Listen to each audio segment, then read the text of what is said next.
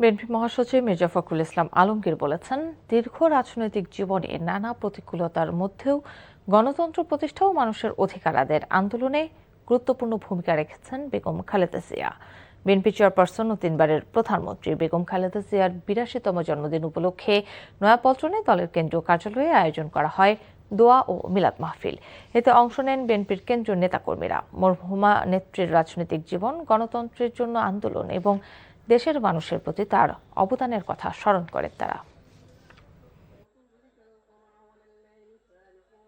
BNP যে একটা সত্যিকারের একটা রাজনৈতিক দলে পরিণত হয়েছে, তার মূল কারিগর কিন্তু এই দেশনেত্রী বেগম খালেদা জিয়া।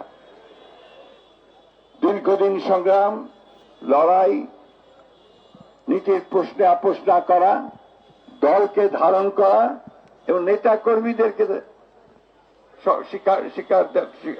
স্বীকৃতি দেওয়া, এই মহান নেত্রী আমাদের মাঝে আজকে নেই, কিন্তু তার কাজ, তার প্রেরণা আমাদেরকে সব সময় তার অনুপ্রেরণা যোগায়।